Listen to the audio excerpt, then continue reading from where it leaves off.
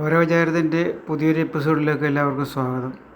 നമ്മൾ ഈ എക്സാലോജിക് എന്ന് പറഞ്ഞ ഈ കമ്പനിയുടെ പേരിനെ പറ്റിയാണ് കോരൻ ഇന്ന് ചിന്തിക്കുന്നത്. അതായത് ഒരു ലോജിക്കും ഇല്ലാത്തൊരു കമ്പനിക്കാണ് ഇവർ എക്സാലോജിക് എന്ന് പേരിട്ടിരിക്കുന്നത്. ഇത് ആര് ഈ പേരിട്ടെന്നറിയത്തില്ല. മറ്റേ കമ്പനി ഇവർ പിണറായി വിജയൻ തന്നെ നിയമസഭയിൽ പറയുന്നത് കമ്പനി തുടങ്ങാനായിട്ട് അവരുടെ അമ്മയുടെ റിട്ടയർമെൻറ്റ് കിട്ടിയ പൈസ എടുത്തു എന്നാണ്.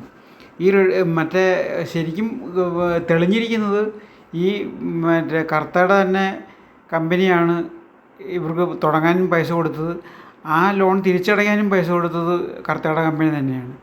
എന്നിട്ട് ആളുകളെ ഇതിന് റെയ്ഡിന് വന്ന ആ ഉദ്യോഗസ്ഥന്മാരെ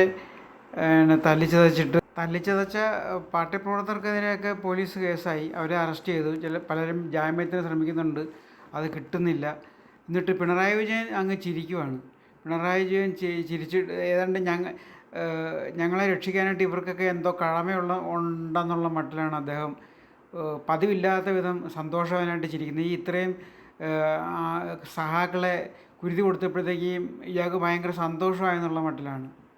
അപ്പോൾ ഇതൊക്കെ ആയിട്ട് നമ്മുടെ കോരൻ വിചാരിക്കുന്നത് ലോജിക്കില്ലാത്ത ഒരു കമ്പനിക്ക് എക്സാലോജിക് എന്നാര് പേരിട്ടു എന്നാണ് കോരന് സംശയം. കോരൻ അതോർത്ത് വ്യസനപ്പെടുകയാണ്. സത്യം പറഞ്ഞാൽ ഇതിനോട് ചേർന്നിട്ടുള്ള ഓരോരോ കാര്യങ്ങൾ അറിയുമ്പോഴും നമുക്ക് തോന്നും യാതൊരു ലോജിക്കും ഇല്ലാത്ത ഒരു കമ്പനിയാണ് ഇവർ. ഇത്രയും ഫ്രോഡ് തരമൊക്കെ കാണിച്ചിട്ട് അധികാരത്തിലുള്ള മുഖ്യമന്ത്രിയുടെ വീട്ടിൽ കയറി പാത്തിരിക്കുവാണ് ഇതിൻ്റെ പ്രതി.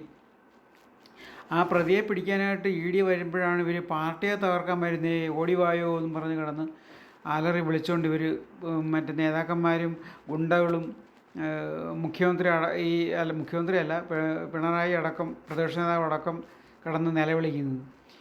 ഇതിൻ്റെയൊക്കെ ആവശ്യമുണ്ടോ? ഇവർ കുറ്റം ചെയ്തിട്ടില്ലെങ്കിൽ CPM തകർക്കാനായിട്ടാണ് ED വരുന്നതെന്നാണ് ഇവരുടെ അവകാശവാദം.